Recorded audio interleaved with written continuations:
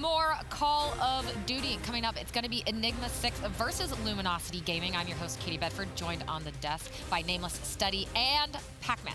Now, we talked about roster changes for those first two teams, Units and UIU, and I kind of want to do the same thing for LG and E6. And let's start with LG, Nameless. How do you feel about the additions of Brack and Skies on that? I think they're fantastic additions. I think they have a superstar Maddox combo and Brack and Formal. I think that those guys will be incredible.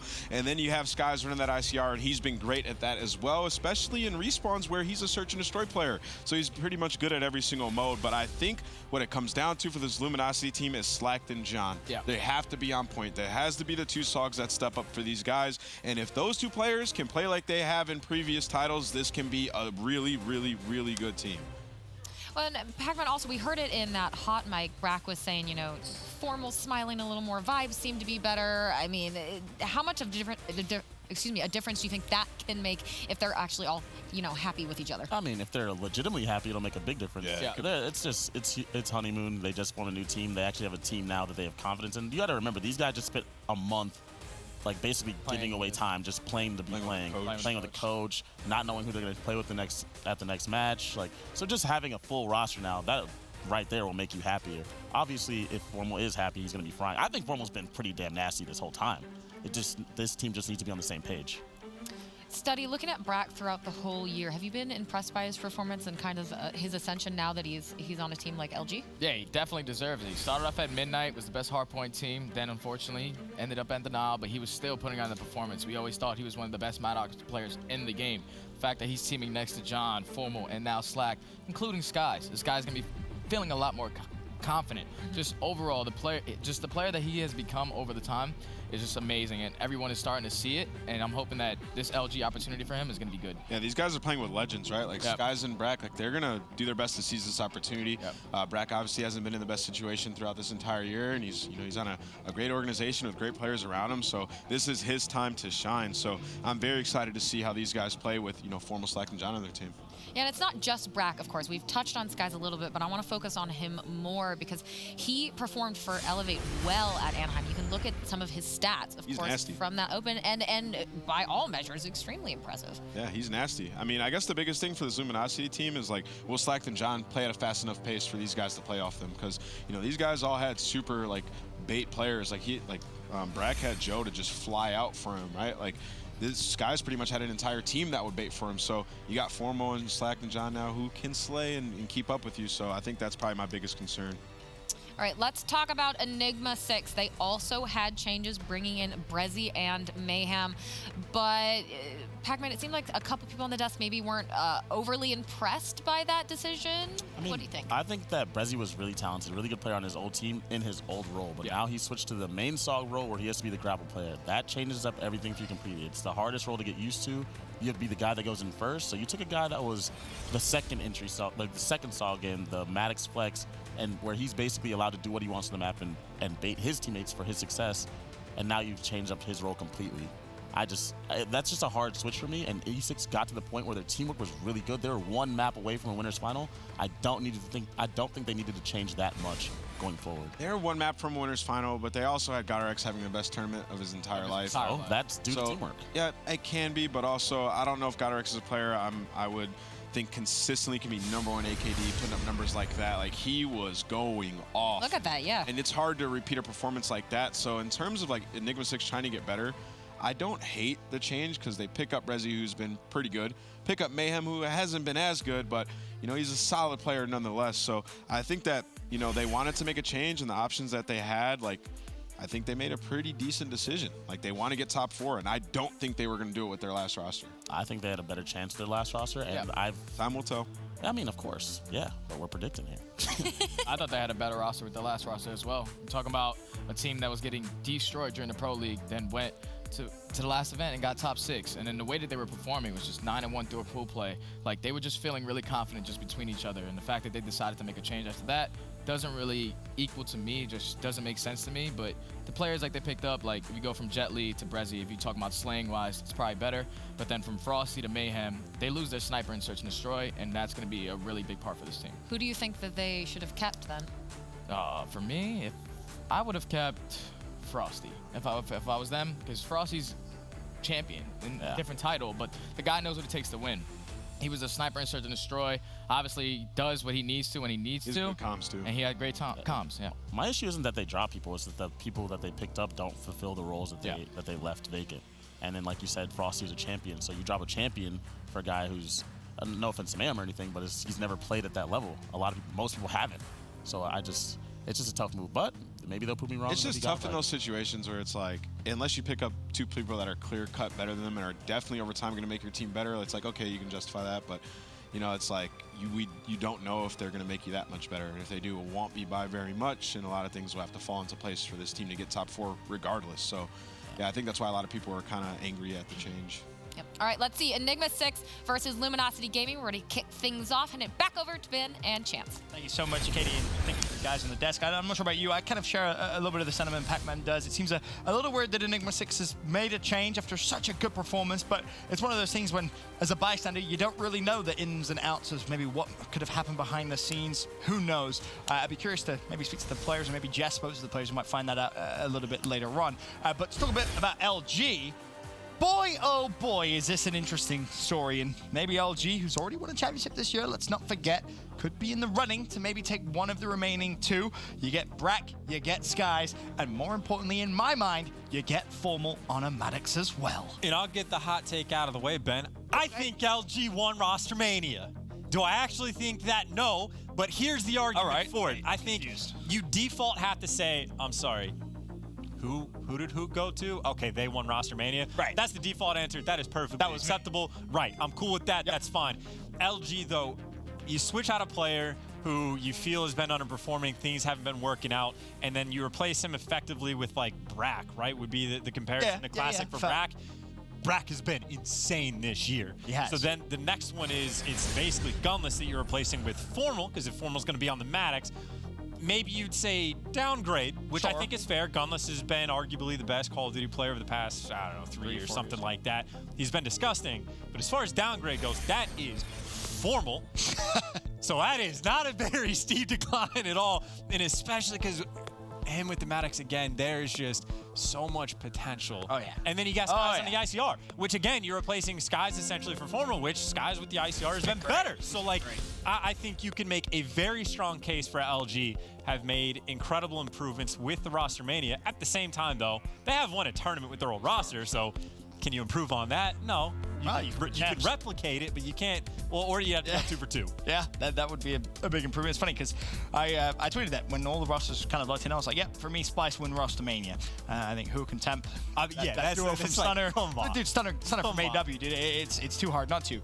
And it was actually Skies who responded. He went, noted. I was like, all right, fair enough. And I explained to him, I was like, I have you second, mainly because I think the dynamic as well of what your Roster Mania has been able to achieve is a big benefit. But we'll see how the first map with the new squad will go. For me, Brack and Formal, it's going to be so exciting to watch both of those two as a duo in LG. And it could be an interesting one as well. It may have some of the other heavy-hitting teams watching out, close eyes on just how well this LG squad performs. And, well, to be frank, just how good actually are they?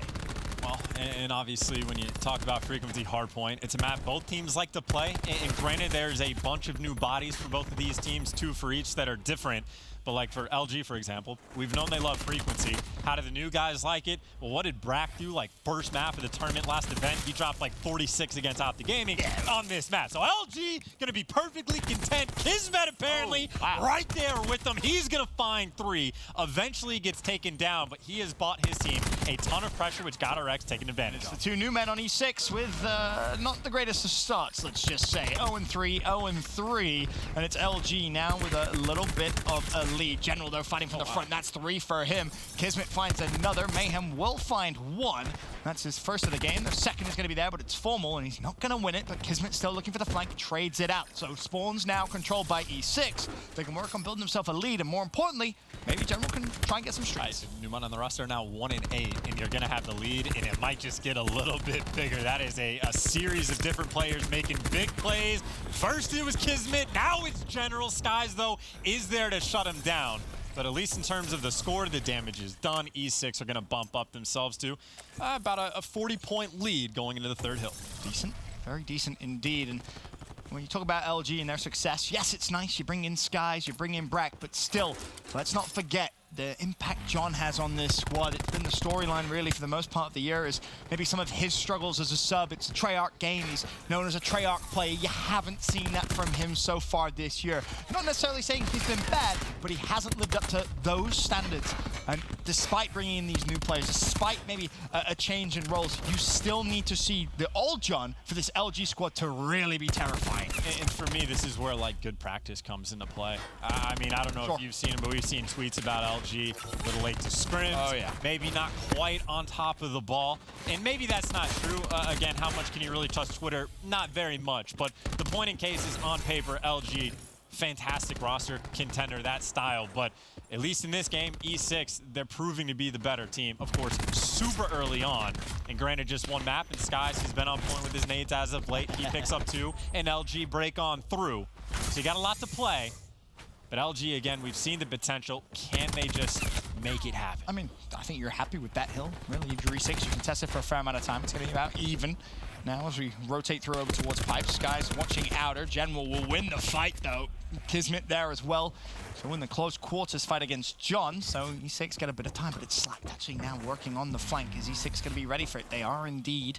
They read their own team spawns and they work out exactly where the assault is going to be coming from, but it's Brack that finds the opening on the backside. GodRx is there to trade LG in the hill. Yeah, the shot punch battle is one that honestly changes the game. In Black Ops 4, there's another example. Mayhem wins the shot punch battle, so able to find a kill, but for him and E6 doesn't give them too much on this hill for the moment. LG doing a very nice job on the hole, but the pinch is in. I want to point out, Kismet is 17-8. Doing very well. And we haven't even finished the first rotation. If there's a player that wants it, he's hungry to prove everybody wrong. It's strange, it always seems to be the storyline with Enigma6, proving everybody wrong. He's doing just that after the first rotation, almost 20, he's gonna get 20 kills. He is playing at a ridiculous pace. He has his vision pulse already, and he's gonna pop it. I love this. See if you can spiral this game out of control, maybe even earn some streaks. You got all these players coming forward. You know they're here, and, well, he's going to have the help as well. Mayhem on the flank does damage to everyone. You get the nice little wipe, and you get Kismet 105 off. And, of course, you even have more specials for your team that you can use as well. Brezi's close to streaks, too. This is where E6 could spiral this game out of control. We critiqued so heavily their use of specialists and maybe not using it at the right time, not using it to spiral games out of control. Is this an example of maybe them learning? Kismet scrambles away with his life, not going to get streaks, however. A lead has developed, but it's by no means one, which is too big for LG to deal with. Well, Brack trying to heat up if he can. He's able to find a few. His teammates get the rest. You got 3, Brezi in the back. His job is just to stay alive, and how long can he make it happen? Because his teammates nowhere to be found. The information's here. If he can win one gunfight, that's big, but they hunted him down, and LG at least able to stabilize, and E6, not a ton of map pressure. Not just yet. That was such a hard gunfight to win, and now it's Sky's turn. You heard on Hot Mic, Brack saying he might be one of the best with the Tempest. He always finds at least 3 kills. That was the number we were given. Well, there's 2, as he looks for maybe lucky number 3. Half of his Tempest gone. And push will be coming through the front door, and E6 held P2 so successfully in the first rotation. They're going to have to do what LG did successfully to them. There is number 3. Hey, go one step further. Number 4, front door. Yep, connects with it. Everything Sky shoots, he connects with. Now himself, 120 away from streaks. But as I was saying, for E6 now, that rotation is going to be so important. The problem is, are a couple of specialists available for LG to maybe break through? Yeah, at least the Purifier on Brack. His teammates are picking up the kills, though, so he's not able to find the streaks just yet. The man's on his 6 free. He's got the teammates bait, but the pinch is in. Kismet there. Of course, it's going to be him. The man has shut it down. John, though, being annoying, wins another gunfight with the SOG in bottom blue, and that's just causing problems. That was a huge win from General. He was a little out of position, but it doesn't matter. He stops any further streaks, so the bleeding damage limitation may be done until Formal steps up. He finds himself a quick kill. He knows Brezi's going to be there, but Brezi wins the fight. Now, all of a sudden, it's chaos at the back of the map. A 1v1 for spawns. Brack versus Brezi. Brezi will fall. Brack takes control. Hill, though, still controlled by E6. They're currently down by just 10 seconds as LG break in as well. Yeah, got a nice nice little contest fest coming in. You just slide out, hope you get the kills. Brack in the back, he got the spawns for his team. Can he help him with the break? He absolutely can. Him and Sky's trying to light up the kill feed. Sky's easy reads for him, is able to find the second. Now you got a War Machine potentially to break this next hill. Maybe you get the Grab Slam as well. I want to point out the slowdown from Kismet. It was at this point in the first rotation, he had 19 kills. He's at 23 now. Obviously, it's so hard to sustain that pace, sustain that level of kills per hill, which I think is about 3, as we discussed in the first series of the day. But on the other side, it's Skies at 22 and 15, really stepping up to the plate. 166, 137. LG with the lead. Formal has a War Machine available to use, but he will drop. Grab Slam available for Slacked as he finds 2. Mayhem and Brezzy both fall. Still 40 seconds left of the hill as LG just trading so efficiently. They break pipes. And you saw Slack doing a really good job of staying alive, just biding his teammates time to come help him out. You got a Grab Slam up top, which, well, he's going to get pumped, I think, by his teammate. Just shot in the side. Well, it doesn't make a difference because E6, well, they just storm on through anyway. The bait was all they needed. Big 20 seconds, big 20 seconds. Is it going to be contested one more time? Yes, it will. Brack didn't want to give it up, and LG will earn the scrap time. That could be a bit of a nuisance for E6. They were almost banking on it. Now, what do you have to break? Because John is over at you by himself, admittedly. Doesn't really have any utility of his own. The stun isn't up. He's going to have to win the gunfights the old-fashioned way. Now, Slack does have Grab Slam, but Brezzy has a slum as well to respond with. Should Slack try and break the hill with the Grab Slam? Spacing is going to be so important here for E6 as the War Machine rattles off. Mayhem finds 2. Infi, Slack doesn't even need to invest a Grab Slam, a free break for LG. And now, of course, are they going to respond with one of their own? Brezzy's thinking about the grab. He commits, he finds 2. And you got Slack responding with 2 of his own. And at least that's enough for maybe some contest time coming in. You see all of LG spawning in bottom pipe. So what that Grab Slam allows LG to do is fight for spawn. Oh, and General's pulled out the Tempest. He recognizes the importance of this rotation. E6 were beaten by LG in rotation number 2. They beat them themselves in rotation number 1, and General and his Tempest is going to be crucial here. Forget about streaks for now. It is all about the spawns. He knows exactly where LG are located, but you've got to start hitting the shots. It's running out just less than a quarter as his teammate slides into bait, doesn't find the shots, and he misses the one small sliver of an opportunity he was given. LG control the hill and the spawns. Now it just comes down to that War Machine for Formal. Maybe Skies can get another Tempest, which apparently is good enough for 3, and no specialist for E6. So this break going to be incredibly difficult. LG, they got 2 players watching the back. You got John flying out. He's got elbow covered, and you got a man in top window. E6 is so far away. Slack is just chilling in the back, waiting for the flank to come in, which eventually Kismet has to make a move, but his teammates are offering him virtually no support. Got our X taken down. Finally, Kismet's making noise, but this is so much time the way of LG. So much time, and they can still win it here as John finds the 3rd. There's 4. One more, and the job will be done, or will it? E6 do spawn behind the hill, so you got one more flurry of kills. One more wave. LG need to defend against 3 players go down. They can still win it here. I believe the tick should come through. The rotation is in just out of safety. A 1-second contest is enough, but it doesn't matter because on the other side of the map, there's Brack. He wins his 1v1, and LG will secure map number 1 in the series. And that was good specialist usage as well, because Brezzy gets the double kill inside of you. Slack responds with one of his own, even though all of his teammates have died. And what that set up was the rotation to the second hill. Granted, it was 30 seconds in advance, but that's what LG fights for. So, yes, they gave away a ton of time on you, but they end up getting the job done with, I mean, effectively a perfect hold. Yeah, very well played. The new LG squad for E6, it started off very well, and you feel again the turning point for me would have been when that vision pulse is used. If 2 of those E6 players, it was Kismet, was it Mayhem, I believe? I think it might have been Mayhem. I think it was Brezzy. Or Brezzy, yeah, you're absolutely right, it was Brezzy. If both of those players get the streaks, that turns out completely different chance. And it's crazy too, because Kismet, I swear, he is randomly like the best player in the game. But then it doesn't always last. Like you can call it a consistency thing or maybe pacing with teammates, whatever it is, but he started out that game like 20 and 6. First rotation, completely lights out. And even though he slowed down, still having a great game. It's just there wasn't quite enough help there in the end. And again, you talk about a perfect final hill. Kismet, he's number 2 on the mini map towards the top right. He sat in his spot and waited for 20 seconds before he makes a move, but his teammates were never able to get anywhere near him. He never had the help, so when he does finally make the commitment, they just had a Sog back here waiting for him for forever. Credit to him, he did make John down to 10 health there of a gunfight, which he had no right winning, but just not enough. LG hold out. They take map number 1, and we talked a little bit about E6 and their roster moves and whether we agree or disagree and how we don't know too much. Well, Jess, hopefully you have the answers. I know you caught up with General before the game. Thanks, Ben. Yeah, well, I don't have too many answers, but I did ask him about the roster changes, and he said it kind of came down to some of the decision-making displayed at Anaheim. Overall, he sounds like he just was really not happy with that event. He said, yeah, we got top 6, but we were 1 slide away from getting top 3.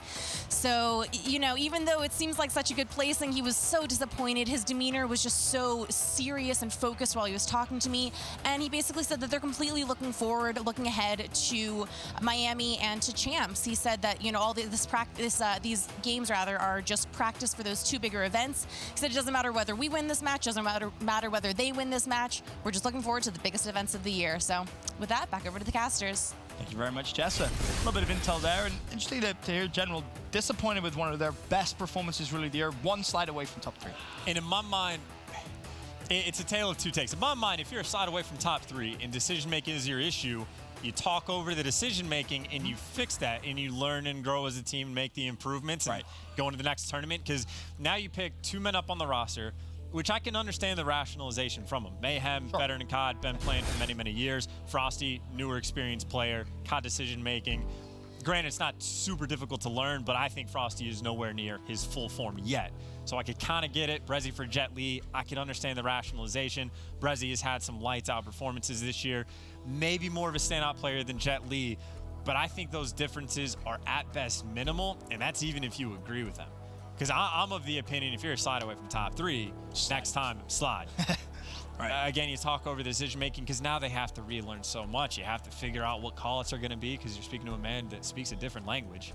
Yeah. I just, in my mind, you're making it more difficult on yourself than you need to be. But at the same time, I was also critical of the roster change the previous one they had because they got top 6, made a new roster, didn't look great. This is true. And eventually they get top 6. So it just seems weird because it was a top 6 of really, if we're honest, minimal time, minimal practice, right? You look at some of the changes like E6 have made. It's like a month, right? Like, if you think just give that roster maybe a little more time, who knows what the ceiling could be for them. But obviously, you know, you heard, I believe it was Nameless on the desk talking a little bit about GodRx and his stats and how it's very, very tough to keep those stats the way they are. And he makes a valid point. It is very, very hard to have consistent events where you're putting up numbers as impressive as that. Obviously, yes, we talk about consistent plays. You know, Gunless is always a player that comes to mind. He's always going to do a good job, right? He's always going to put up good stats.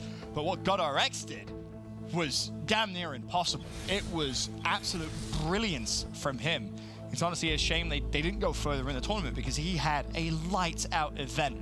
And one thing's for sure, if he can do that again, if he can do that at playoffs, if he can do that at champs, maybe we look back at all these conversations as we did, you know, previously with E6 and say, well, no, the players, they were spot on. They were right. Good decision. That's the thing. It's the hindsight 2020 situation.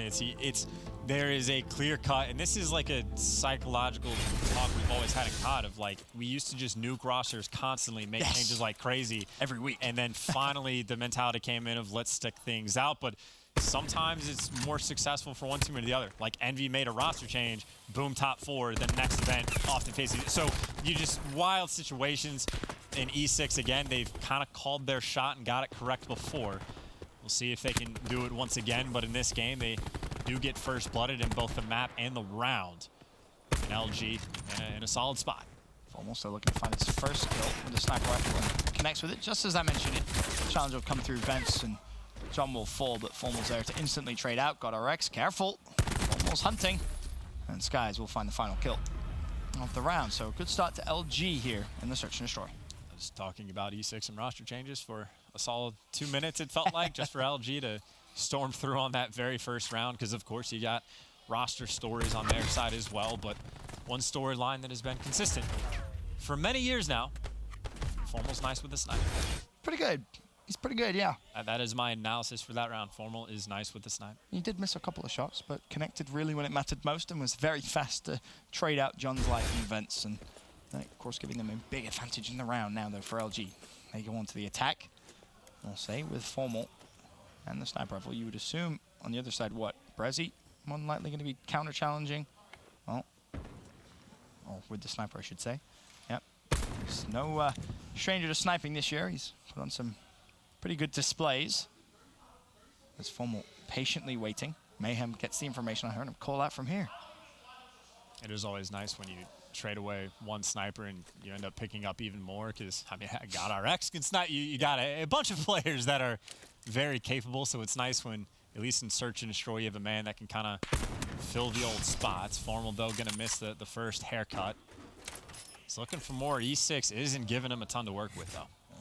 Respecting Formal in his first round.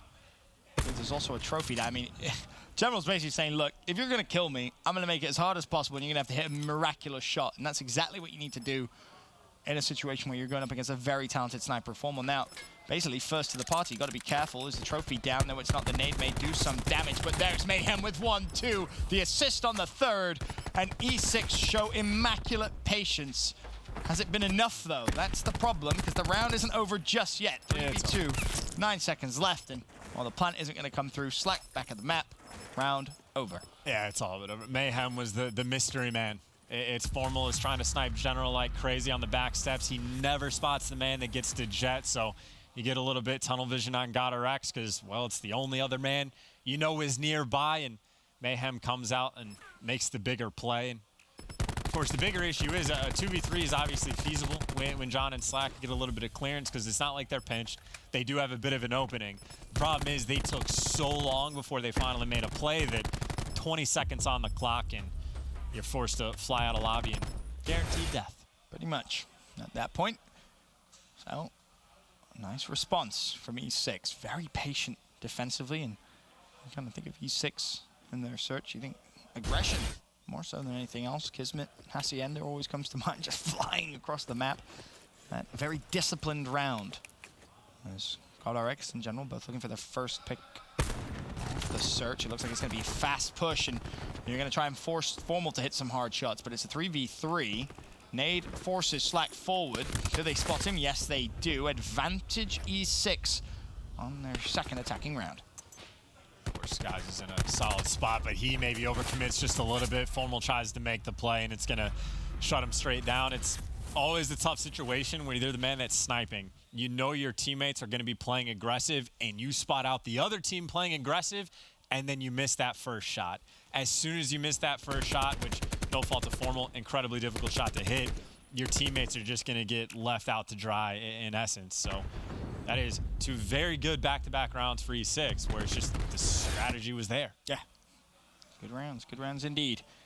No, take a round advantage of 2-1 now, as I'll go back on the defensive, and we'll see what LG learnt from their first attack of the round. Of course, they went up against a very, very slow E6, and no, Mayhem is just 25 points away from streaks. How's he going to play it?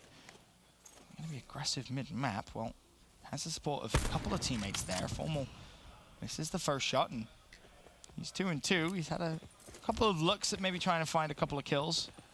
Unsuccessful so far. Has a quick peek over the sign. No one up top. Needs to be careful not to body stack. They get the information. Formal can't find the angle just yet. At least there it is, and there's the pick. Can he find two? Of course he can. Just as you say, he hasn't really been too successful. He doubles his kill count in one round. Now, of course, you got the bomb down. You got two players up top on gun. Granted, the man on the flank dies, but 3 players alive, all to look over one man. Slack, your job is just stay alive and let your teammates do the work. And, well, Slack does a little bit himself, gets traded out. Mayhem wins a big one-on-one. But with 19 seconds left, unless Mayhem calls in a streak, which he doesn't, John, you just got to kill the man, and you got the head glitch. And it gets nervous, but John gets the job done. That would have been a big boy play. I was thinking 20 seconds left, you call the streak. Calling a lightning strike right on top of him. But at the same time, you don't have a lot of time. Very tough play to make, and he might have been pushed up a little bit too far. So the easy work was done by Formal in the beginning. John does the hard work in the end. But he gets his streaks. He does get the streaks. Which is huge, considering the pickle he was in up top platform. The fact he managed to escape that, it was like 5 health. He was very weak indeed. So at 2-2, maybe you're a little upset that, you know, you lose that 1v1. You could have gone up 3-1, but you do get 2 streaks, and that's huge. And you're also halfway towards your War Machine in just 4 rounds. Yeah, Slack shoulder peeked that at a weird time. He obviously spotted those 2 players crossing, so the jig is definitely up, but maybe a second after, which just gives E6 more time to get the bomb planted. But as soon as they have the option to plant, they're gone. Like a ghost in the wind, they're leaning towards A, which John is feeling it. He's making the read, but the COD timing not on his side. So they're not 100% certain yet in the Hellstorm. Well, it's just going to force everyone away. You can go for the hover if you would like. He's trying to catch the players rotating, and he gets a little lucky. But as he gets lucky, John may get unlucky. Brezzy slides straight into vents. Now it's Brack's turn to try and trade. He got rid of the trophy system, so the nade would have an effect, but it doesn't. Brezzy shuts down Slacked, and it's a 4 versus 2. Bomb's still not down. Are they looking at maybe rotating it again? Well, General's going to be caught. He was bomb carrier. The 1v3 might be possible, but Skies has been spotted. The pressure is going to come through. The flank was there, unnecessary in that situation. The kill comes through anyway. E6, use a streak, win a round. Yeah, it was a little strange for them to not pick up vents and just let the men try to plant the bomb without having it covered, but they picked up the trade instantly, and then you know everyone else is going to be forced inside. You do not have to really worry about the flank at all. So use the streak, win the round, pretty much all their bases covered, and that's a handful of rounds. Almost all in a row, but not quite. Yeah, if Formal's not sniping you, the strategy from E6 has been perfect. Essentially. Round number 1, it was Formal that opened things up for LG, and the round previous to that, it was Formal that closed things out. Attacking side for LG with 2 important kills. Now, though, it is E6, 3-2 up. Mayhem at 6 and 2. Still with the lightning to use, and hasn't pinged it yet either. Bear that in mind, so that could force a couple of players from LG to reposition as Brezzy has a quick look over towards B. Can't really spot too much as LG have split the map completely, but General finds John and Skies. The double for him. It's a 4 versus 3 here for E6, and Mayhem still alive. That is key here for E6 and their success. And the best case for E6 is you win the round without having to use the lightning or even the ping. But of course, you know these players are outside, so if you want to, you can, but it is not needed. Not necessary at all, and Brack instant last man standing. And that's important to know. It's all the longer you can hold on to it and you can win rounds without using it, essentially you can use it to close out. And it forces LG to alter their opening breaks. They have to play so differently, and the more rounds they have to do it, the worse it's gonna be. Brack for the 1v4, now a 1v3. Of course, you see the bomb down on A. Look, man, you go for it sometimes, all right? What was he thinking? I love it. That's one of those where I'm sure he's just sat smiling. You're not really too worried. Brack not close to streaks, definitely not close to his specialist, and, well, it's still a 1v3 with no seconds left on the clock. Brezzy will find the pick, but yeah, exactly, he's smiling. He knows he went for something a little overzealous in that situation. But hey, you can go for it when you have yourself a little bit of a lead, and there's really no downside. But here's how the round opened up. It was actually a first blood from LG, but General gets a little lucky with some body stacking, but gets a double nevertheless, and the man advantage for E6. A fairly simple strat coming out of whoever that was with the team shots. I think it was the Tempest guy. Spots one, he's like, hey, he's in the window. Want to come help me out? General's like, yeah, sure. And then another guy showed up. He's like, hey, yeah, I'll take it. Cool. 2 kills. Yeah. Number 2, actually, he's the Tempest character, so that's not who I saw in a kill cam. So whoever that was, nice job. Round starting to develop, and again, maybe thinking about Mayhem and his ping. First blood for LG. That might change things up a little bit. We'll see. Shouldered B and practice right there. They're going to go for it the old-fashioned way, and Brack did not expect that. Mayhem throws off Brack centering just enough to find a trade. 4v4, and E6, they want to just try and push through. They recognize Formal and his sniper was more than likely going to be back there. They forced that fight. Now it's a 3v3. Problem for them, Mayhem has fallen, but if they win this round 5-2 with a lightning strike, it's curtains for LG in the search. Skies makes the right read, though, gets the one-on-one, knows he's trapped, and goes for the cheeky little 360, does not connect. But keep in mind for E6, not a ton of time on the clock. And LG have bomb. LG no bombs down. And it's Did Kismet really take that in vents? He took it into vents. Yeah, the bomb is down in vents, and, well, the problem is you hop up, you're basically going to die. There's no way really of getting there. The flank comes through from Slacked anyway, and that's the freest of double kills he's ever going to get. Oh. I didn't even notice that. I think it was on rotation. I'm pretty sure it was on rotation when they dipped out from window, jumped up and vent, and there was John. But it was it Kismet with the first blood? Was he the bomb carrier at the start of the round? The first man to die in vent? That's what I don't know. Maybe. I didn't pay attention to it when it first happened. I know he was. But, apparently that's what we got word. That's what happened. And I'll tell you, there are a couple bad spots to leave the bomb. Yeah, one is in the other team's spawn. The next worst place is probably in vents. Or maybe your own spawn. But vents is, Don is like, I got it. No one die, and we win the round. Just, I'll sit up here. I'll pre-aim it. They have one entrance as long as you watch my back, and we're good to go. Impossible gunfight for him to lose. That's for sure. Again, very similar setup to what we saw for E6 on their first defensive round. Kismet's back in vents. This time, gonna spot a bother. General not showing. This time he does spot the player on Jet, though. So he knows there's at least 2 players there. You can assume 1 player lobby, maybe over towards vent. Well, that's Mayhem. Tags up 1 and Skies just escapes with his life, but it's going to force Bragg to scramble away. Formal's pushing up. That should be a free pick. If anyone realizes it, Brezzy has a sniper. He'll be traded out. Now the lightning's going to come through. Can Formal escape into vent in time? No, he can't. Kismet shuts down Skies. Kismet with the double. Round 1 by E6. You invest the lightning, you win the round. Good stuff coming out from them. 2 new men on the team, and, well, you got 1 earning streaks here in the search, helping you out quite a bit. Just a tad. 2 very solid uses.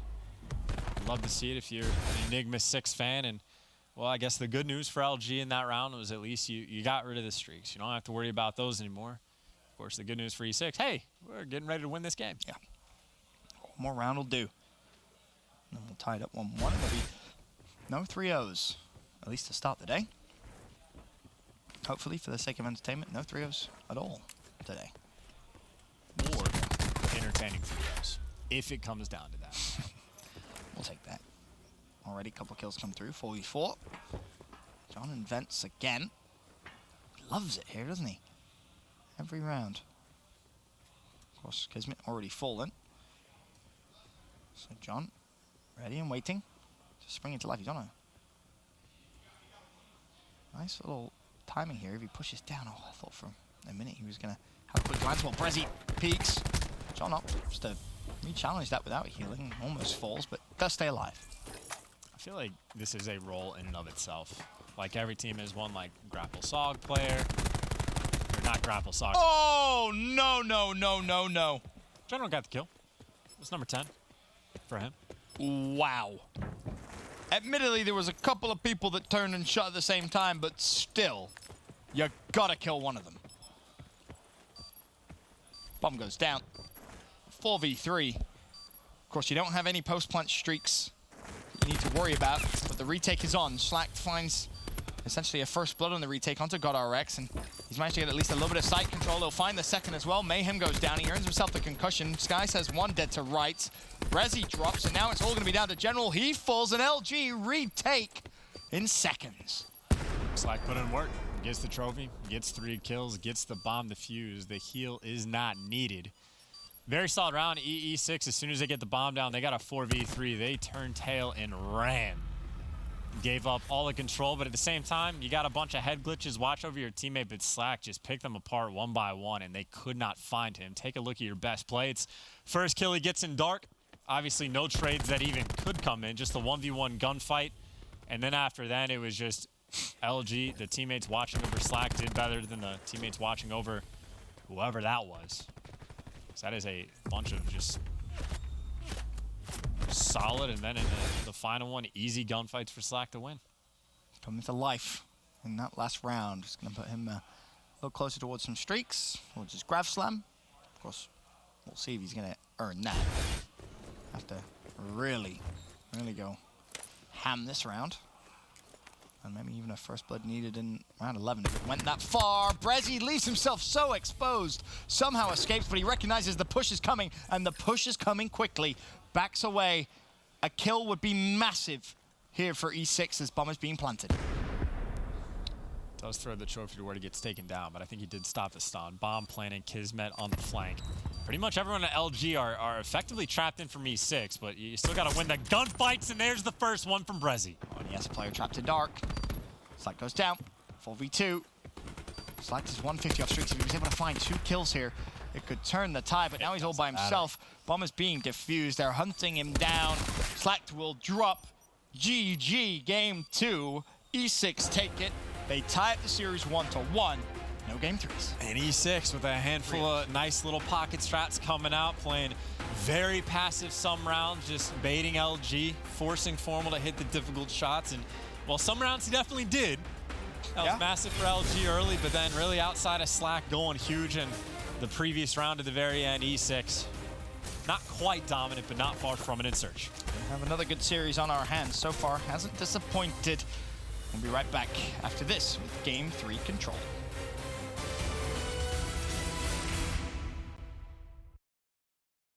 The Call of Duty World League is brought to you by Mountain Dew Amp Game Fuel, the official beverage of the CWL. Scuff Gaming, the official controller of the CWL. And TCL, America's fastest growing TV brand.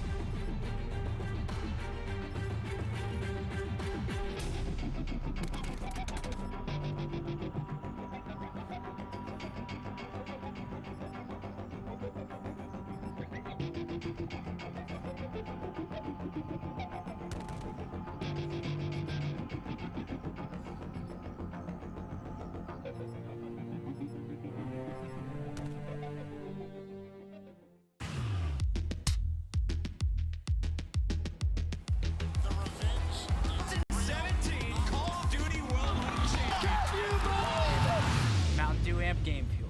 Level up the game. Ladies and gentlemen, welcome back. We got ourselves a tied series here on the main stage. Once again, for LG, they let the search and destroy slip to E6. And just to kind of put this to one side, it seemed like there was some breaking news. And just a few moments ago on Twitter and social media, Gen G apparently going to be benching Nagafen for Space League for this week's game. It says it's cross-division. Do we know why? I'm not sure. From my reading there, it was cross-division, but we'll see if it lasts. Okay. When roster changes first started coming in, and I think after I saw Huke to Splice, I just started laughing and put down my phone and forgot to look at all of the other rosters.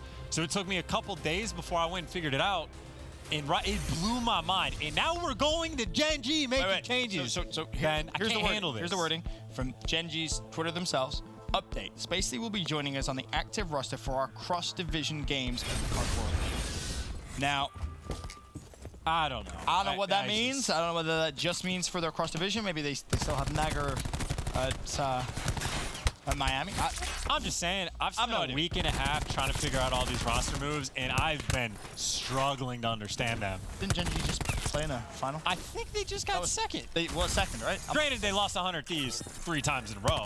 Maybe they're like, yo, Spacely, cook something up for us. You helped us get here. You helped us qualify for the Pro League. We got in top 8 with you. What do you have? Can you help us beat 100 Thief? Maybe. Well, it'd be great to have him back in Columbus. Definitely or maybe a player who deserves to be in the league, I personally believe. So, welcome back, Spacely, I guess. Or it might just be a temporary, I don't know. We don't know. We'll see. We'll find out. Before we, next week, hypothesize about that stuff, back down to business, because it's LG with a little bit of a lead here in terms of lives against E6. E6 have a ticket progression at B. They're on frequency control. And this General scurries away with his life. Not too sure about that nade from Formal. Gonna connect with Much. Now it looks as if A is gonna be the intent. And looking at the mini-map, it is worth mentioning as well. We got word and information that I believe it was GodRx who actually broke his controller somewhere in that search and destroy. He wasn't too happy. Apparently it, quote, fell off the desk and broke. It was a very sturdy controller he was using. Apparently not. But we're going to have a break here for technical reason. The game will be restarted, so forget everything you just saw. Didn't happen. Who was it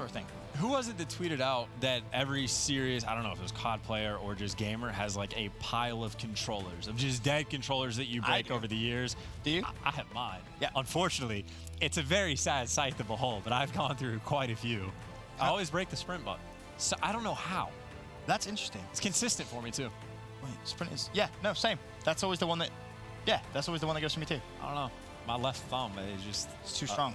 Too much power in that left thumb of yours, Chance. Too much God. They're saying that, so I imagine GodRx just adding another one to the list, throwing another one in the bucket. Probably number... It's just the way it was explained to me was, it fell off the desk and broke. Just so simple. Yeah. Because they won the game. It's not like he was like, hey, slammed it down. Spiked it. We should beat him 6-2, not 6-3. The problems we are having. Well, I believe he's using one of General's spare controllers, but it doesn't seem to be a controller issue. Why Game 3 was paused? It looks maybe more as if it was a audio thing. As like General was doing his best Goonjar impression right there. Yeah, just about. We need to do a content piece on Call of Duty superstitions. Because I don't know how many. Can we get Killer on there? Okay, hold on. There's conspiracy theories and then there's superstitions. Okay. Which, granted, there might be a little bit of overlap, but I'm saying, like, GodRx just had the tournament of his life back in Anaheim. I'm assuming it was on that old controller. No, it was on Blue Ethnic cables. No, controllers, Ben. Stick with the theme of the day. Sorry. Now he breaks the controller, and I wonder if he's superstitious and be like, oh, that was the controller I was going off with. 0.8 from here on out. Right. But probably not. I don't think it's that extreme. But I want to know how many different superstitions that people have of you have pre-game ritual, pre-tournament rituals. Music. You see a lot of players listen to music. How players sit, whether your elbows are on your knees, the chair that you use. You see a lot of players just here kind of use foldable chairs, right? You see players kind of switch them out. It looks a little odd. Do you have a preference for that? Do you play a certain way?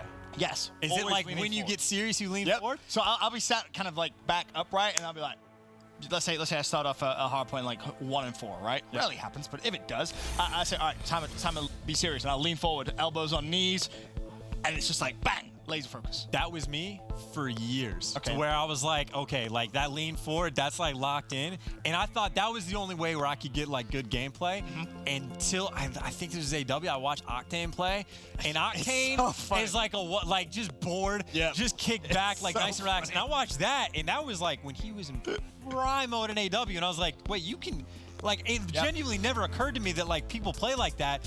and I started doing it, I've done it ever since. So I'm terrible at Call of Duty, so like. So I'm pretty sure. I'm just saying you can. I would. It'll work out. I'm not saying you're not going to get the same doesn't results, make a right? difference. I'm just saying you can't. No, It's a superstition, I'm pretty sure the reason that Sam is able to do that is because of his eye level. Because he has a race monitor, I'm pretty sure. I may be completely wrong. But the reason I lean forward is because I want my eyes to be slap bang in the middle of the monitor, so I have to lean forward for it to be like perfectly centered, because that's a superstition. I need my eyes to be slap bang in the middle of the screen. I can't look down at it, I can't look up at it. Well, slap bang in the middle is where a couple of these players are mid-map. Brack wins that first That was the worst transition. You're fired. You're fired. That was terrible. You're not really fired. I'd miss you too much. I hope not. Like that was bad. We got to work on your transition. It wasn't. That was terrible. It was cheesy, but I don't think it's like bad. It's entertaining. We keep things light here. Hey, well, whatever the issue was, seems to be a little bit better here for E6 because they were down 6 lives now. They're at, what, 9? So, it definitely had some form of effect. Math is not that difficult, Ben. Not with these numbers. Come on. Wow. I mean, you were right. I'm just saying. That took you a long time to figure out. I was waiting to see if more kills came through. You just never know. It's Call of Duty. It's a very fast-paced game, Chance. You got to wait for the engagements to be done. And, well, those engagements are over. And, honestly, the round might be too.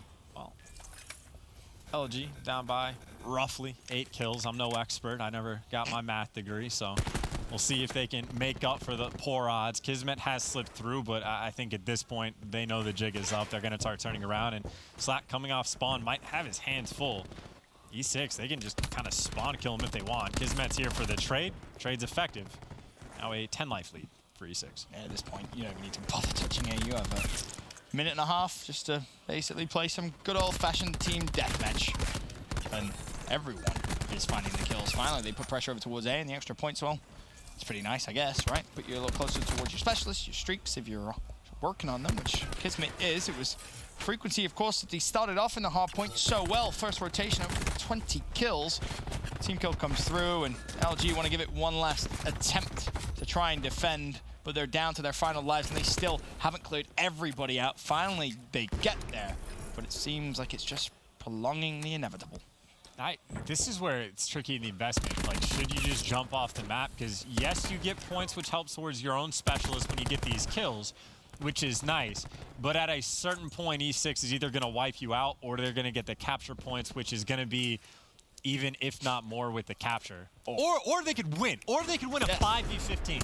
The only thing really going their way is Sky's close to some streaks, and maybe he gets them, maybe he can stay alive long enough. It's going to be so hard to win this fight without losing numbers and without having to be forced to trade. But you're even going to invest a nade there from Formal. You think maybe you'd save that for the start of the next round. Instead, launches it out, and well, they inevitably lose the round. E6 take the advantage. Yeah, and effectively, if the capture points are what comes in, it's just for the kills, then it's mostly 50-50. Yes, D6 is going to be closer on all the progression because they got more kills, but the suicides towards the end, not necessarily necessary. So I don't know. I'm fine with the decision, but it's always something that I think is worth potentially playing with, of how you want to handle control rounds when they just start spiraling out of control. Either way, LG looking for the bounce back. See a couple teams do it. Just team kill, jump off the map as quickly as possible, reduce their life advantage as fast as possible. It's just a debate of, like, how bad does it really have to be? Because 5-15, well, I'm not going to say never, but you should never win. You're never. But is it bad enough that you have to start killing yourselves? Maybe not. Yes. That was a good opening from LG. In fact, a great opening. They're going to lose 1, shut down 3. More importantly, defend A. Oh, sorry. Looking to attack A. It's actually Brack that pushed straight through. Already 1 tick in. And honestly, with 4 dead, Kismet soon to fall. Make that 5. Split push. Put pressure on both. You already got 2 at A. They're leaving one man. Sky's by himself for number 3. E6 is not going to fight it. They're trying to get to the other point, but John is going to at least get information. Can't take one player down with them, and they have not gotten a tick yet on this other point. And the lives aren't crazy in favor of LG, but they're up by 4, and they got plenty of time to work with to try to get this round win. Yep, a lot of time. 5 lives, 2 minutes on the clock. And honestly, it looks as if maybe a push through the old A site might be in order here. See if you can try and find a couple players off spawn. General's reading it perfectly, though. There's 2 kills quickly, as now it's E6's turn. They want to try and apply some pressure on the spawns. Brack's done well to value his life. E6 respect Brack and back away. They're happy with the damage done. General on the other side, and GodRx did have to concede their spawn, and GodRx doing so simply because he is 400 away from streaks. And now this is a good setup for E6, but if LG finds a single kill, then that means E6 is going to be in a world of trouble, because then 7 and 6 on the minimap can just start going for the spawn kills. But E6, they're the ones getting the first kills, including Formal falling off the map.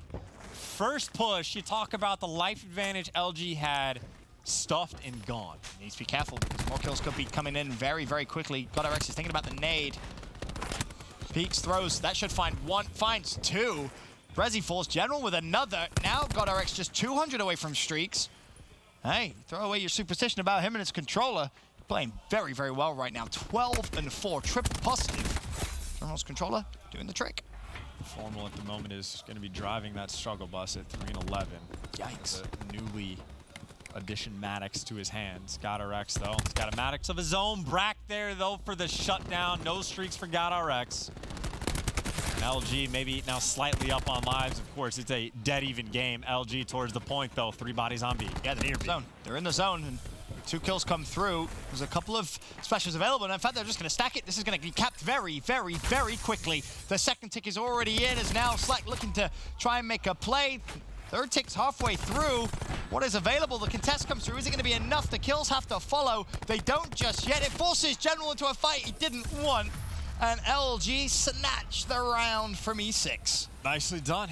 Very nicely done. I think the play really kicked off with Brack. He wins that gunfight mid-map against GodRx. You shut down the streaks potentially that were going to come in for Enigma6. Then you get a little bit of mid-map control. You surround the point, get the kills. And then you even saw, when I called out that 3 bodies on the hill, 2 of them were actually pushed out, making sure they could find those final players to get the kills. And as soon as they had full clearance, 4 men swarm back inside. You make sure you stack it to cap it nice and quick. And LG get the job done in round number 2. Attack 5 used off the rip as well for LG as they look to defend A. Already though, Brack will fall. Now what are the trades that will follow? No more attack 5 for John, but he finds the first kill. Not going to find the second. Kills coming in left and right, but it's going to be Formal that does manage to defend Justin. Bear in mind, this guy's going to have to accept that L because Formal's just 75 points. You called him out for a slow start, and boy, oh boy, was it. But it's a 3 streak right now, including kills inside the zone. He's being so patient as he looks to cherry pick the final kill. There it is. And now the lightning has been earned. Damage, of course, done with that. The ICR in hand. Looking for that Hellstorm as well. E6, though, has moved over towards A. Skies is looking for a pick with the Tempest if a player overcommits with a peek. And, of course, Brack could potentially go for some kills as well, whether it be spawn or if he just goes for a flank. So Brack actually gets shut down. Maybe Slack tries to take a turn, but this is a Tempest that is not finding any kills. E6 not giving him anything except the team kill. He finds one. Chains on number 2.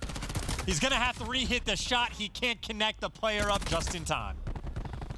For now, pressure on the other side as well. Brack finds a double, so things will settle down slightly. Formal was able to find his Hellstorm, though, so do bear that in mind here. You can use that to defend B. There's no progression in it whatsoever. And best case scenario here for E6 is you do get those streaks out of the game as quickly as possible. You do not want him to have them at 2-1 up.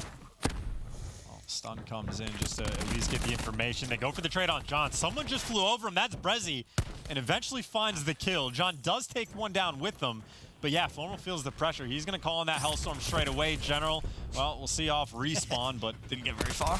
LG just maintaining that very slight life advantage. Oh, and now the spawn kills on one side of the map.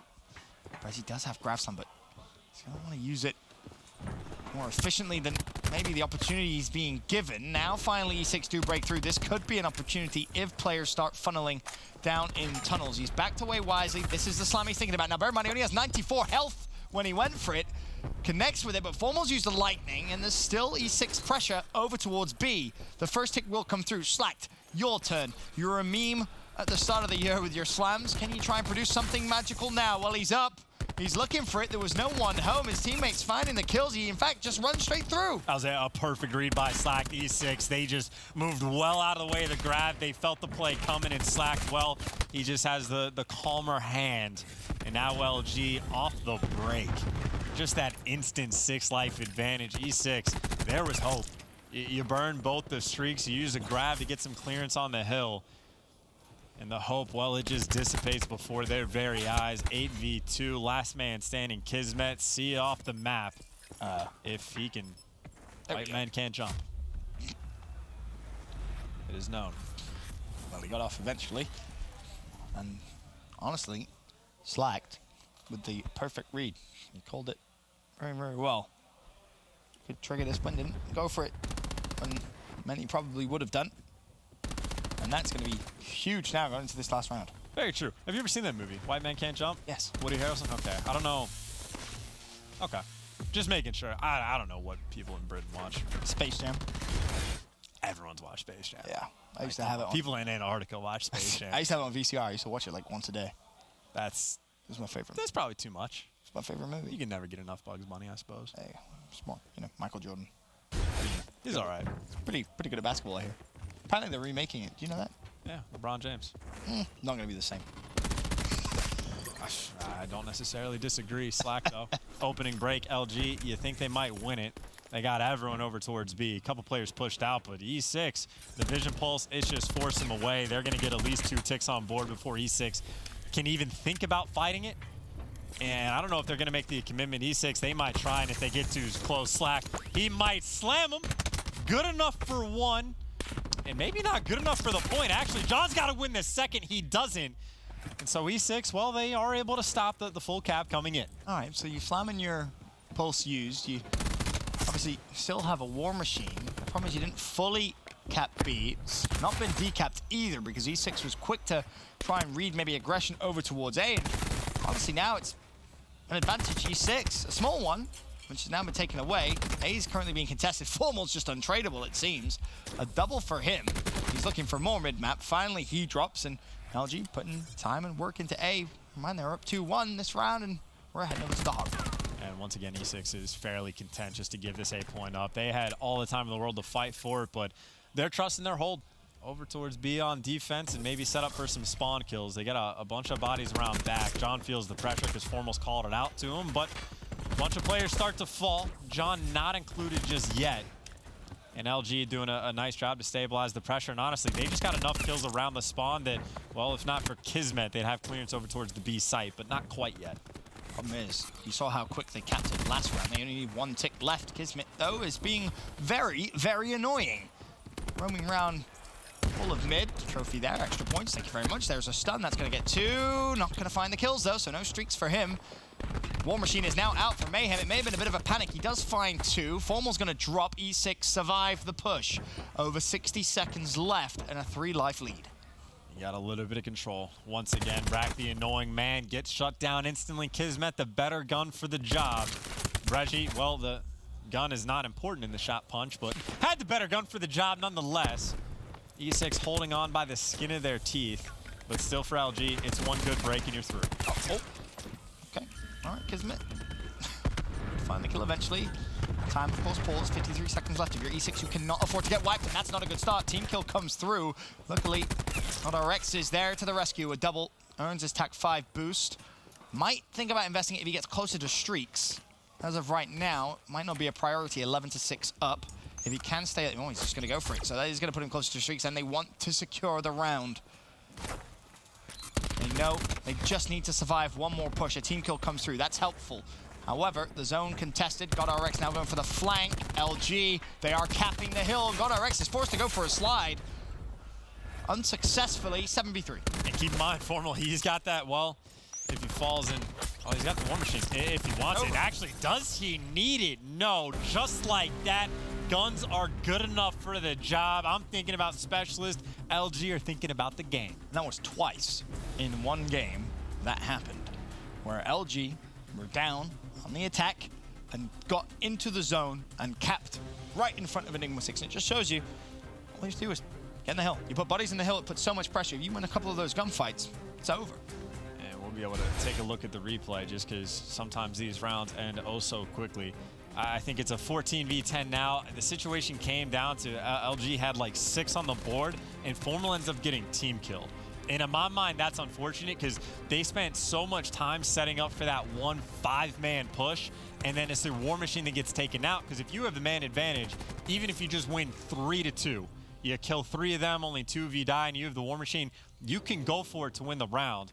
But that ends up falling. And then if respawn, I'm still just thinking War Machine through and through. Doesn't make a difference. LG, again, the gun's just too strong. I mean, look at this, 11 v 6. We're down massively, which is funny because we're talking about what's the deficit. And of course, this on attack, not necessarily defense, but still. 9 v 4, and maybe GodRx jumps the gun a little bit there. He felt the pressure, he felt the need to just try and contest, but there was 2 players staring at him. Mayhem drops, General drops, the Tech 5 boost comes in just in the nick of time, and 2 players are basically sliding into their death. Formal with the dagger to end the control. Now LG 2-1 up. It's been a very, very close series so far. Maybe a lot closer than people would have thought. And I think the good news probably for E6 is you get the frequencies out of Aloy, right? Like you lose to him in hardpoint on frequency, you lose him in control on frequency. A effective universal truth for Luminosity the entire year with any roster that they've had is they've been a very good frequency team. So we go into the next hard point, which I'm not entirely sure what the map is, but I have to imagine it's going to be Enigma6's pick. It's going to be Arsenal that we're playing on, so you imagine E6 happy to play on that map. And then should we go to a game number 5, E6 has already shown quite a few times solid at Surge. Yeah, very solid indeed. There's all fist bumps on the E6 side. Can they send us to a game 5 searching strike on Gridlock? As you said, it starts here on the Arsenal. LG, they've won their frequencies within hardpoint and control. Now, can E6 win their Arsenals? They win it in search. Pressure on them here in the game 4 to try and force that game 5. And I will say, instinctually, I'm expecting, okay, Arsenal, AR map, LG. Oh, that's scary. You got to deal with Formal, Bracken, Skies. That is not a fun trio to have to worry about at the long distances, but at the same time, General has showed up a little bit, shown quite a bit of life, mainly so in the Search and Destroy, but he's done some work with the ICR, and, well, he's got a new supporting cast. Mayhem for the backup help. Will it be enough to see them try and take the series here against LG? Well, I don't. It's a GKS! They've done it again. They did it at Anaheim, and we talked about it. They've done it again here at the Pro League. The GKS off the rip. E6 thinking outside the box as they so often have in their organization's history, and well, it worked, I guess, again. I don't know if they'll tell me, but I'm gonna have to ask Senator about this. It's the second time we've seen it. The GKS is disgusting at long range. Like for a sub, it doesn't feel like that. It feels like an ICR when you use it. You can throw double grip on it. It is phenomenal in the long range gunfights. But so is an ICR, and you get the double long barrel. So he's clearly using it to treat it like an AR.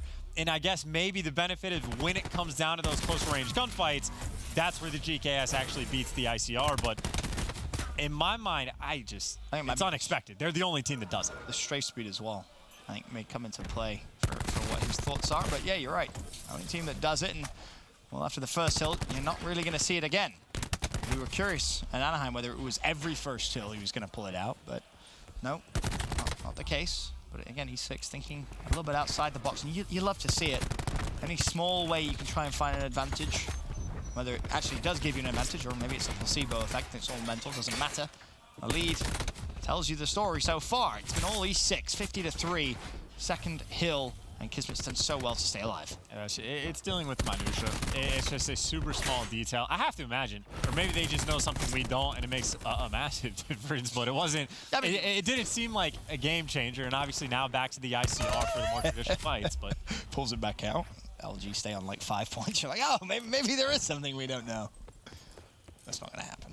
I mean, genuinely, I don't know if you've ever used it, but the gun, like, it's kind of freaky of, like, how good it is at long range. It just kind of feels like an ICR. Again, it is a sub. Yeah.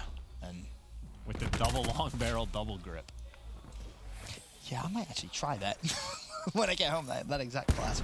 It's not bad. I've never put double long, double grip on, though. That's spicy. Even the Cordite's not bad. Yeah, I've seen more people start using that in league play. I'm not saying it's right. The SOG is, still top tier. Formal, by the way, 3-piece. It's pretty good. ICR, still, though, down by 63 points. But this is where they can start to stabilize at least. And reduce the damage and, well, maybe start working on some streaks. E6, they fly straight in. There's one, there's two that go down. Basically, everybody will die. So, not the best break. And now LG can rotate through. Quick glance at anyone potentially on a streak. Your closest is Skies, and he's only got 2 kills, so it's not really all that important. No one, of course, aren't the specials yet, so for E6, you kill him and hold the hill. Simple as that. It is kind of funny in my mind. We talk about, hey, ARs and LG pretty good, so the AR on Enigma6 is like, fine, I'll just use the sub briefly. But comedy aside, you talk about 2 back-to-back kills that LG just storming on through. Mayhem gets dropped, and Mayhem actually does a fairly nice job at taking 2 with them, but it's not enough. That cannot happen. You cannot set up with a full 5-man setup after giving away a full 60 good to Lord. get broken instantly and then get held instantly without any kills whatsoever. The hard work E6 put in P1 and P2, now gone, nullified, eradicated. They still have a lead though, so credit to them, and they have another chance to try and break, but they need to start winning some of the fights. It's a 3-for-3 trade. Finally, E6 breakthrough, but it's only for 10 seconds, and now the foot race to the other side of the map is on. Kismet's going to have to win the fight against Formal, which he does. It's a gunfight with the SOG. You win 100% of the time when you're jumping in the window, or at least seemingly so. Kismet, again, the annoying man.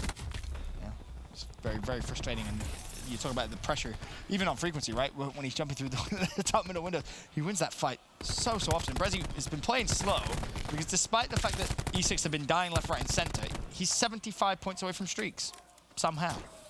He's got quite a bit of help as well. His teammates have outer covered. His teammates are sitting in the hill. They got lobby covered as well. He just wants to get a bullet on a man and run. He's trying to do it for everybody. Overcommits, taken down and dropped. And, well, the attack 5 comes in, but maybe just a little too late. Brax up top. He takes down 2. Kismet again through the window. But now we're Formal in the wall. At LG, nice 3. Got RX was close to streaks. Neither of them secure them. However, after the first rotation, it is E6 with the lead. A team kill there on Brack may actually just help E6 hold P1 a little more. They will grab the scrap time, of course, as well. 129.84 after the first rotation of hills. Advantage E6. And they said, ready and waiting on the first hill. Mayhem helps to lie down. Doesn't work out that time. And again, it seems like every time LG break a full 5 setup, it's just so simple. Yeah, I mean, the teamwork, it's got to be the teamwork, right? Because every single time it is every single player effectively winning their one-on-one, or the team shots coming in, but they are just getting the 5-man wipes, sometimes perfectly, sometimes not very far from it. So at times they've been overwhelming, but still down by 30. E6 had a very nice P1 and P2, and then followed it up with the final hill, doing a little bit of damage. This time, though, on the first hill, LG, you talk about the amount of map control they have. The only opening for E6 is all the way towards the bottom, which, well, the men that spawn for LG should eventually pick it up, but E6 do get some scrap. RX just killed 4 people. The only person he didn't kill was Braku. He just killed 4 people as well. Okay, Brack is killing everybody on E6. And, well, there is one player that position to try and thwart the push. Mayhem will trade out John, and the fight for the back of the spawns is on, but Brack, more importantly, he's working on streaks. Yeah, and he's got the vision pulse, so he's going to be able to get them, excuse me, at the very least, the lightning sitting in the hill just to get that Hellstorm. His teammates have got some clearance. Formal in the back, wins the one-on-one, has the help. Another kill feed where it is just individual members of LG picking up the kills all over the place. Some through walls, some not, but Skies, again, having an okay game. Meanwhile, Brack 21-8. Skies again through the wall. Yeah, he's playing very well, that's for sure. He's working towards the Hellstorm. Just stay in the hill. You don't even have to move, and you can earn the streaks. And here's the massive benefit about earning streaks on P2. You use them to break P3, and it's so simple. How is E6 going to fare? They started off again the first rotation so well. Now you find yourself down 30 points, down streaks as well. You're going to have a Grab Slam and a Tempest available. War is available too.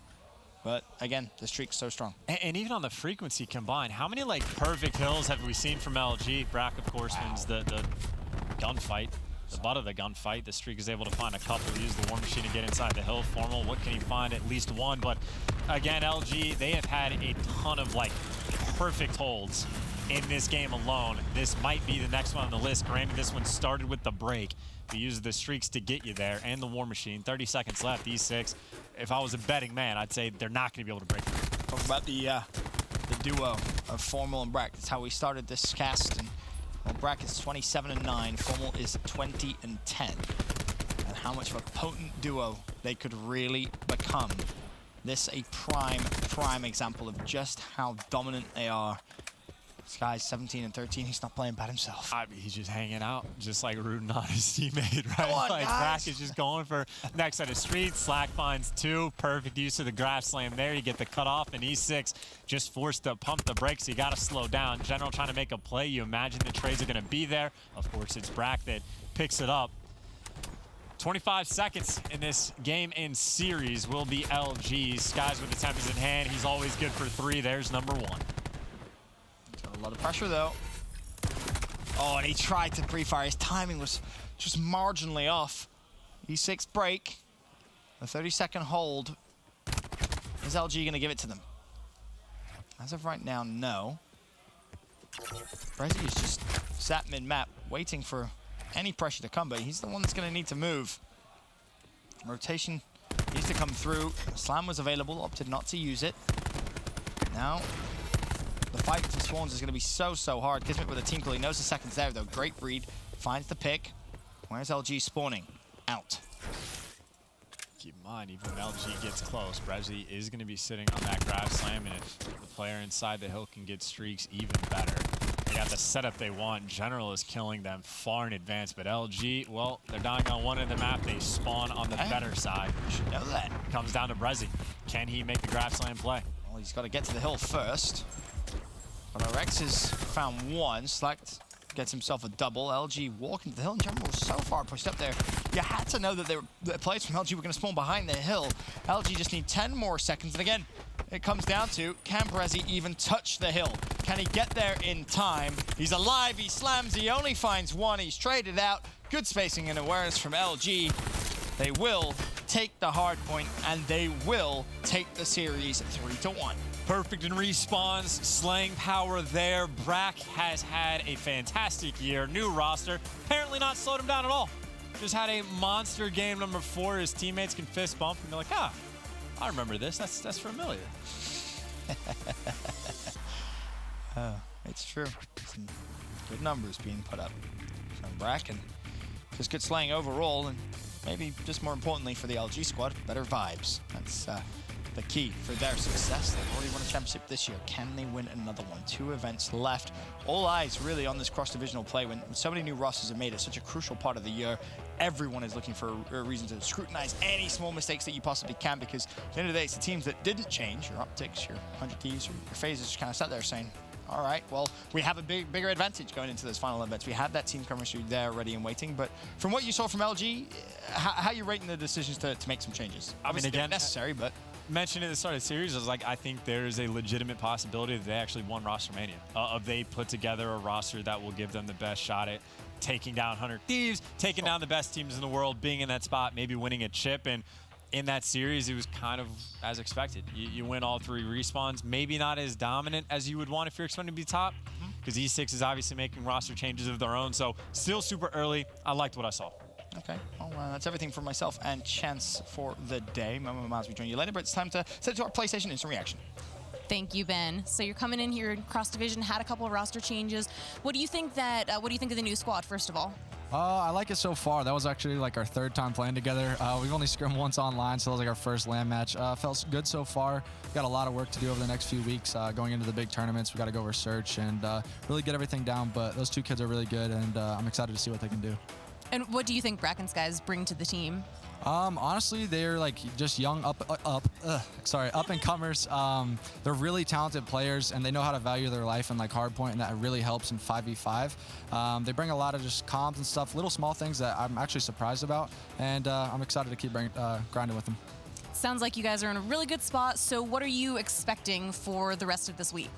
I'm expecting to go 4-0, but obviously they're just practice matches. Like I said, we're just getting our LAN practice in before Miami and Champs, and we're just going to use every match to kind of figure out what map pool we really like and kind of works on our strengths and weaknesses and go from there.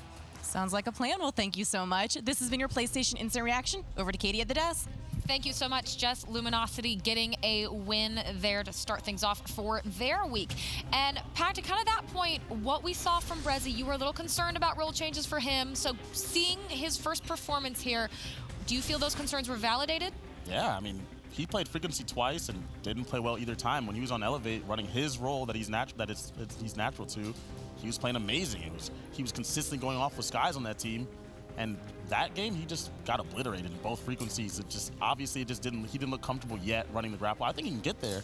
The point is, there's not a lot of time to do that, and it's just a hard role to get used to. It's the whole thing. For me, going into this series, Enigma6, it was all about their pacing. We saw that. It's a new grapple player out of Brezzy.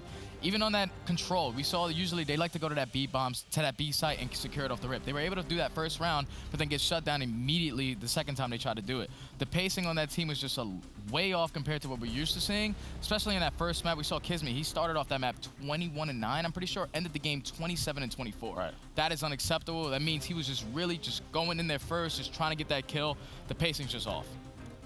And Nameless, are you concerned for them, kind of what Pac-Man said, that maybe Brezzy can get used to his new role, but they don't have a lot of time? Are you worried that time is not going to be on their side at this point? Yeah, I mean, playoffs is coming up pretty soon, and they're going to be in a spot where they have to go through the gauntlet, so I'm definitely worried about them a little bit.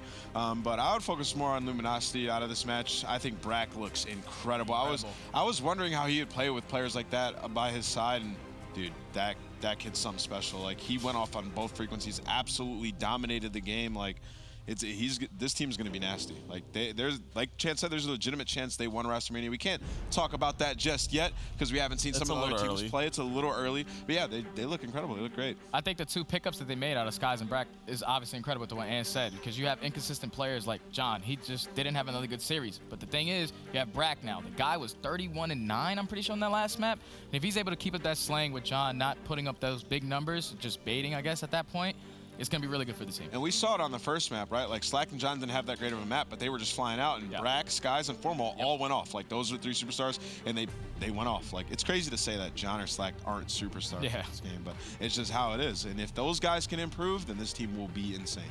Now, roster changes have been a big theme going out through today and honestly through the rest of these 2 weeks, again, because that'll lead into playoffs and champs. So to that note, I'm going to start with you, Pac. Give me kind of an unconventional take on the roster changes that we've seen in this roster, meaning maybe an unpopular opinion, a hot take. That's a tough spot. Yeah, an unconventional thing from the teams this split or just any team in general? Any team in general. Whatever your heart desires. I think that Mind Freak, after these moves, is better than 2 or 3 teams that we have in our Pro League. I'm not going to say which teams, but I have them clearly in my mind. Right. I just don't want to throw them under the... That's a good hot take. Midnight. All right. Okay. Study? I don't know.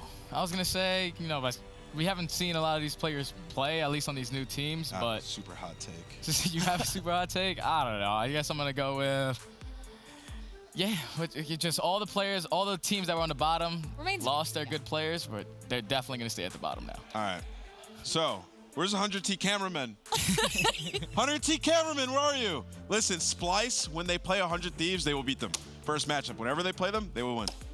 All right, that's a hot take. All right. It's going to happen. Hook is about to be a beast on this team. Yeah. The dynamic duo is back. They'll have a couple matches, they might go game 5, lose a match here and there, but when it comes time, that's the team that will take them out. That's the team that will. That's the team that will take. The first time they play 100 Thieves, they will beat them. That's what I said. They're going to get the brakes beaten off them by 100 Thieves. Right? No, they're not. Temp's still their idol. Okay. So 100T cameraman, did you get that? For 0 to 100. You got the hot takes from the desk, but we also asked you on Twitter using the hashtag CWLPS for what are your hot takes on the roster changes. And we have Splice will only improve marginally without Hook. E6 will improve the most. Mayhem helps them a ton with their Game 5 woes. Brezzy is a beast. That guy was... That's a hot take. Wrong. Wah, wah. Oh, yeah. Super wrong. Couldn't be more wrong. All right. Nice. All right. 2 more. Let's see. Take a look. All right. We've got from And Ewan? Envy? All right, Envy has actually has a good squad. Ace and Gunless teaming for 2 months can definitely win you. What? Just depends on the other 3 people and perform well enough. Wrong. Do you think that's a hotter take in the first hold on. tweet? First of all, Wait a I will say I do think that Envy team can be good. I do actually. It can't get any worse. I do think that. What do you mean? They gotta be I better. do think they can actually true. be good. But the statement of formed Ace and the Gunless. slowest roster that exists in this game. Absolutely, their fastest player is supposed to be Decimate. Yeah. He's not a fast player at all. Okay, let's They're pull gonna up. run into that SOG problem. Let's pull up our Yeah, final they don't tweet. have Hopefully any- I can pronounce this. Sam Ford, thank you. Okay, none of the roster changes matter because 100T is still the best team in the league by far. That's not a hot take. That's not a That's not a hot hot take. That's just facts. That's just facts, man. For now. Well, so then to that point, though, you think even the splice change with bringing Hukin and Temp, that won't push them? I think The edge? that, I think when maybe. it comes down to the last tournaments, they're going to be tested severely. I don't remember the last time a team just ran away with the end of the season without getting tested. Even Optic, when they won back-to-back stage finals and champs, Envy was right there in this position to win. They tested them. I think they're going to get tested before the season's over. Well, we will see. Now let's pull up our schedule again. We have 2 more series to get through. You can see it right there. Splice versus FaZe Clan. We'll get to see that new that's a Splice banger. roster in action in just a couple minutes. Again, if you're just coming to us now, Units 3-1 to UYU with their new roster to start off the day. And Luminosity Gaming got a win 3-1 over Enigma6. But coming back in just a second, we'll be talking Splice versus FaZe Clan.